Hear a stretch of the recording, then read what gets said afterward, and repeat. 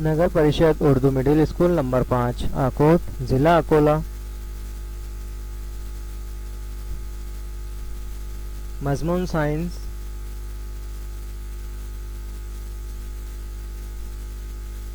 जमात हफ्तूम।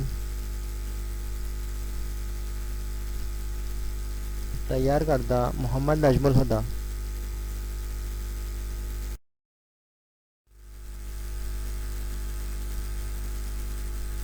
सबक नंबर 1 कुदरती वसाइल।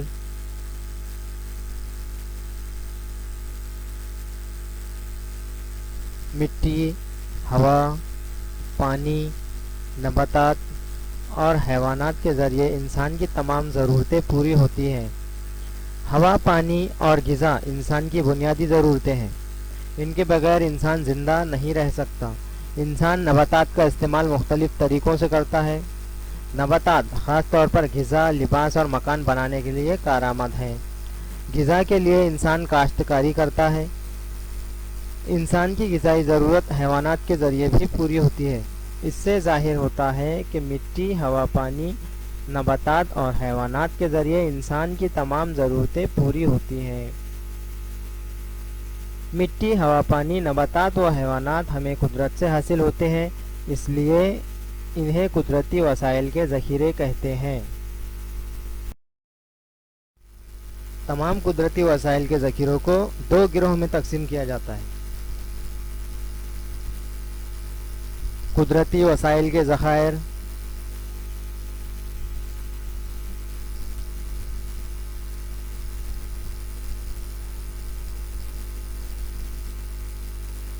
नंबर 1 गैर तजदीदी।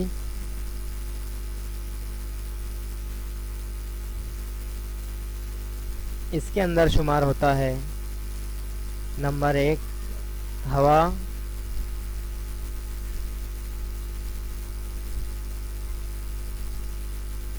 नंबर 2 मिट्टी,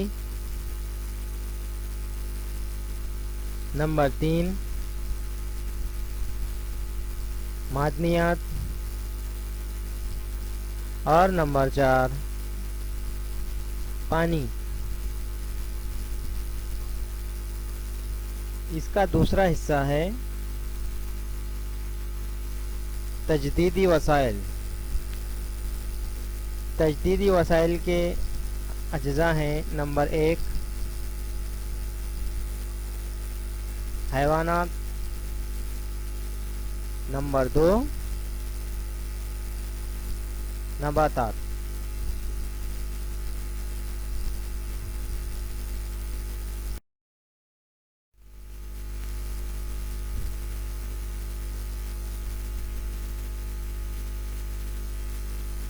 गौर कीजिए, ऐसे वसाइल जिन्हें हम तैयार नहीं कर सकते, नेज़ कुदरत में जिनकी पैदावार गैर मुतय्यन है,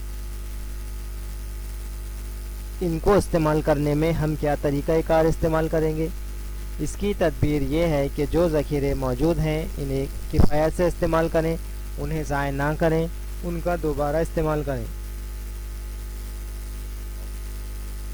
ज़रूरत और आसाइश के फ़र्क को समझकर मुमकिना हद तक उनका इस्तेमाल कम से कम और दूर अंदेशी से करना चाहिए। ये हमें ज़हन में रखना चाहिए कि कुदरत इंसान की ज़रूरत पूरी करती है, हिर्स नहीं। गैर तजदीदी वसाइल के ज़ख़ीरे, जो वसाइल हम किसी भी तरीके से तैयार नहीं कर सकते, उन्हें गैर तजदीदी वसाइल कहते हैं। हवा, मिट्टी, पानी, मादनियात वगैरह हम कभी भी तैयार नहीं कर सकते, उनकी तख्लीक इंसान के बस से बाहर है।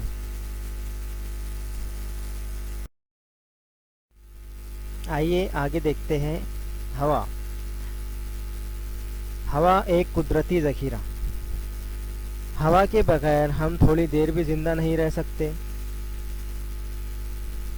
हवा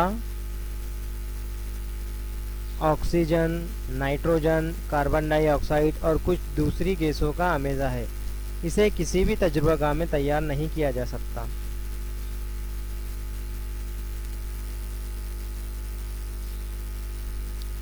कारखानों, سواریوں وغیرہ کی تعداد میں اضافہ ہوا کی آلودگی میں اضافے کا سبب بن رہا ہے۔ ہوا میں کاربن ڈائی آکسائڈ کے تناسب کے بڑھنے سے ماحول کی حرارت خارج نہیں ہوتی، اس لیے ساری دنیا کے درجہ حرارت میں اضافہ پریشانی کا سبب بن گیا ہے۔ اس کا حل یہ ہے کہ ذاتی سواریوں کا استعمال کم کر کے عوامی سواریوں کا استعمال بڑھایا جائے۔ ہوا کو آلودہ کرنے والے ایندھن کے وسائل جیسے پیٹرول، ڈیزل وغیرہ کی بجائے سی این جی جیسے ایندھن کا استعمال کرنا چاہیے تاکہ ہوا کی آلودگی پر قابو پایا جا سکے۔ دہلی، ممبئی جیسے بڑے شہروں میں عوامی سواریوں میں قدرتی گیس کے سلنڈر کا استعمال شروع کیا گیا ہے، جس کی وجہ سے ہوا کی آلودگی پر کچھ قابو حاصل ہوا ہے۔ نیز ہوا میں کاربن ڈائی آکسائڈ کے شامل ہونے کا تناسب بھی کم ہو گیا ہے۔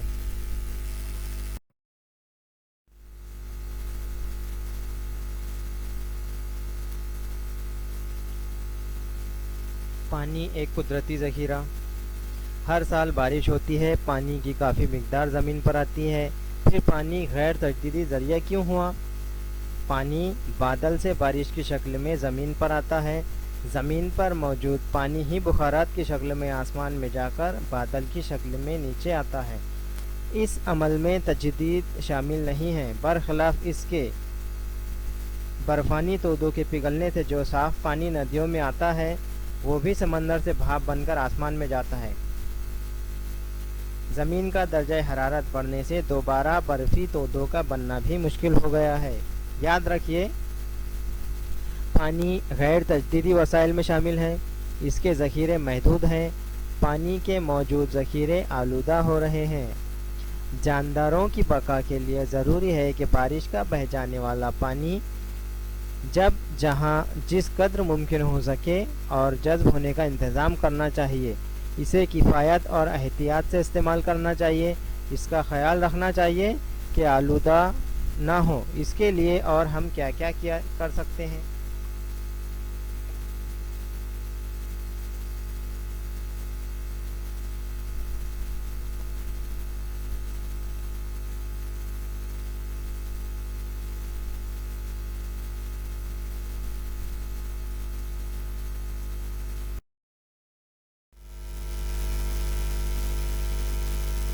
نمبر 3، مٹی۔ مٹی بھی ایک غیر تجدیدی ذریعہ ہے۔ مٹی کی اہمیت یوں بھی ہے کہ جانداروں کا دور حیات مٹی سے شروع ہو کر مٹی ہی میں ختم ہوتا ہے۔ بیشتر جانداروں کے زندہ رہنے کے لیے ضروری اناج مٹی ہی میں پیدا ہوتا ہے۔ فصلوں کی نشو و نما کے لیے ضروری عناصر مٹی ہی میں پائے جاتے ہیں۔ اسی طرح فصلوں کے لیے مفید جراثیم بھی پائے جاتے ہیں۔ لیکن آج ہمیں ہر طرف کیا نظر آ رہا ہے؟ پہاڑ اوریاں ہو گئے ہیں، ان پر کی مٹی بہہ گئی ہے۔ مٹی کی آلودگی کی وجوہات کیا ہیں؟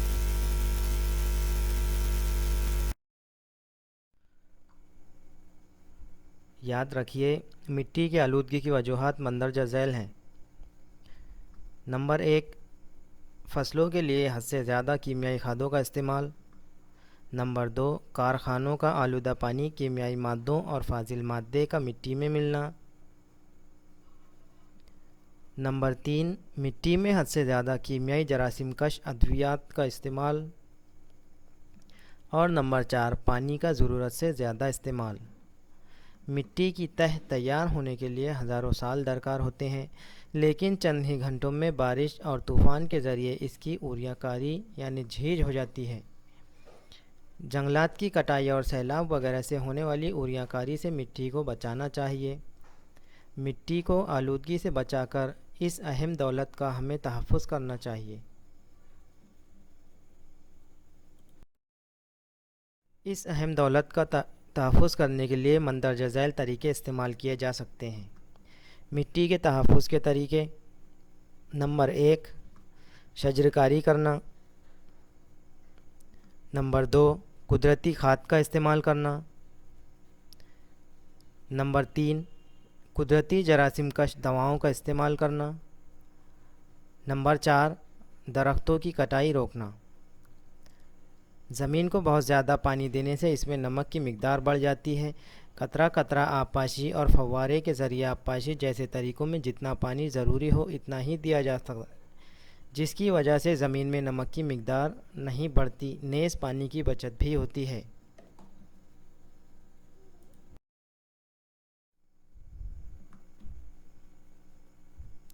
نالا بنڈنگ: ڈھلوان زمین پر مخصوص فاصلے پر عرضی ترتیب میں نالیاں کھودی جائیں تو بارش کا بہہ جانے والا پانی ان گڑھوں میں رک کر زمین میں جذب ہو جاتا ہے۔ اسی کے ساتھ بارش کے باعث بہہ جانے والی مٹی بھی وہیں رک جاتی ہے۔ اسی کو نالا بنڈنگ کہتے ہیں۔ ان نالیوں میں مختلف فصلیں اگائی جا سکتی ہیں۔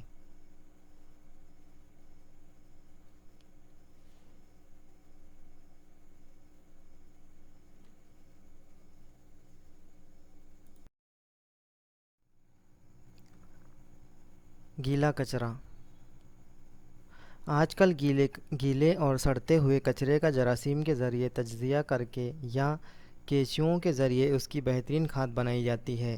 کچرے کے ذریعے بننے والی اس کھاد کے استعمال سے بہتر قسم کے ذائقے دار اور بیماریوں کے خلاف قوت مدافعت رکھنے والے پھل، ترکاری، سبز پتے والی ترکاریاں، بسلی ترکاریاں وغیرہ کی کاشت کی جا رہی ہے۔ اس طریقے سے مٹی پر پڑنے والا بار تو کم ہوتا ہی ہے، نیز ماحول پر ہونے والے مضر اثرات میں بھی کمی واقع ہوتی ہے۔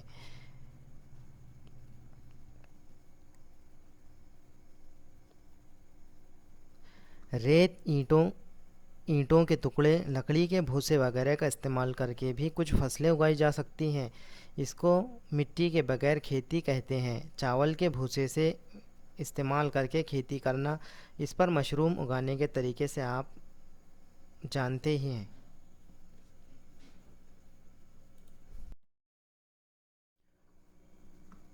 نمبر 4، معدنیات۔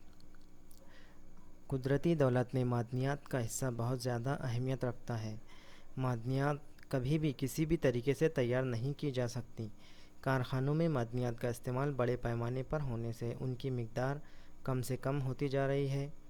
پیٹرول، ڈیزل جیسے معدنی ایندھن کے حد سے زیادہ استعمال سے نہ صرف ان کے ذخائر میں کمی واقع ہوتی ہے بلکہ ان کے احتراق سے، یعنی ان کے جلنے سے نتیجے میں خارج ہونے والی کاربن ڈائی آکسائڈ زمین کے ماحول کی حرارت کو خارج نہیں ہونے دیتی، جس کی وجہ سے دنیا کے درجہ حرارت میں آہستہ آہستہ اضافہ ہوتا جا رہا ہے۔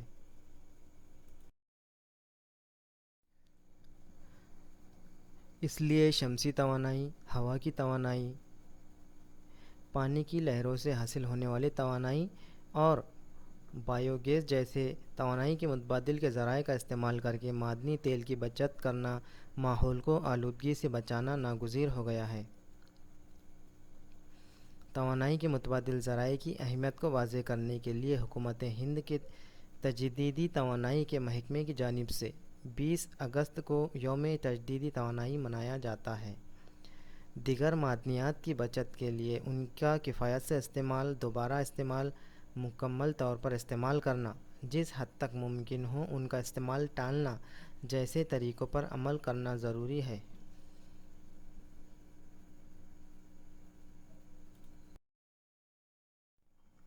تجدیدی وسائل کے ذخیرے: جو وسائل بار بار تیار کیے جا سکتے ہیں انہیں تجدیدی وسائل کہتے ہیں۔ حیوانات و نباتات کی تخلیق بار بار ہوتی ہے۔ ہم نباتات کی بار بار کاشت کر کے ان کی تعداد میں اضافہ کر سکتے ہیں، یعنی یہ تجدیدی وسائل میں شامل ہیں۔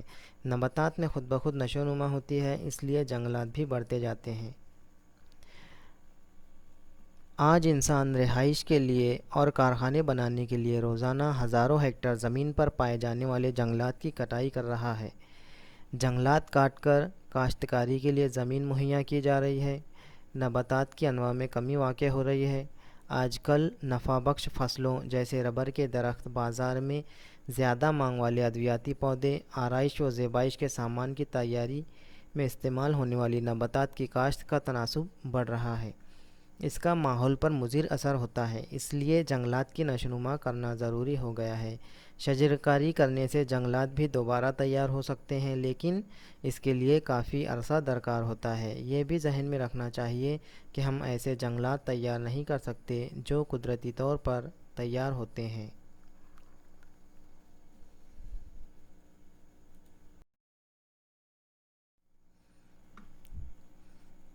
بائیو ٹیکنالوجی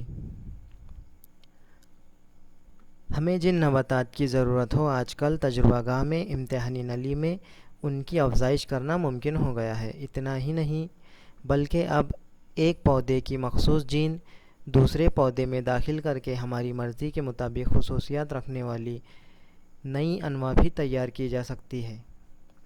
نباتات کی طرح حیوانات کی بھی تجربہ گاہ میں افزائش کی جا سکتی ہے۔ اسے بائیو ٹیکنالوجی کہتے ہیں۔ یہ تجربات محدود ہیں۔ بائیو ٹیکنالوجی کا استعمال احتیاط سے کرنا چاہیے۔ ہر کسی کو یہ ذہن میں رکھنا چاہیے کہ ڈوڈو، ماریش کا ایک پرندہ، بھارتی چیتا جیسے حیوانات نیز چند نباتات قدرتی زنجیر سے غائب ہو چکے ہیں۔ ان کے جین ہم ہمیشہ کے لیے کھو چکے ہیں۔ ان کو اب کسی بھی تجربہ گاہ میں تیار نہیں کیا جا سکتا۔ لیکن آج کل خبروں میں یہ آ رہا ہے کہ یہ جانور پرندے دوبارہ دریافت ہو چکے ہیں۔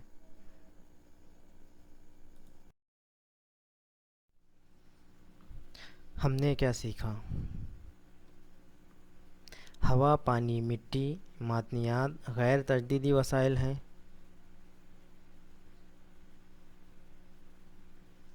نباتات اور حیوانات تجدیدی وسائل ہیں۔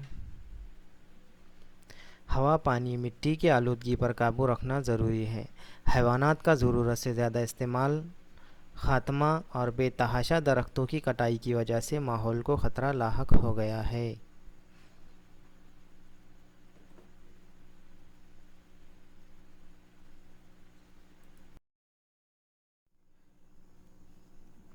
اس لیے ہمیں زیادہ سے زیادہ شجرکاری کرنا چاہیے۔ بارش کے پانی کو زیادہ سے زیادہ جذب کرنا چاہیے۔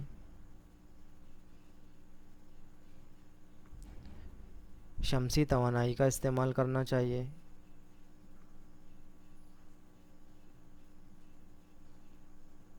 سنواریوں کا استعمال کم کرنا چاہیے۔ درختوں کی کٹائی پر روک لگانا چاہیے۔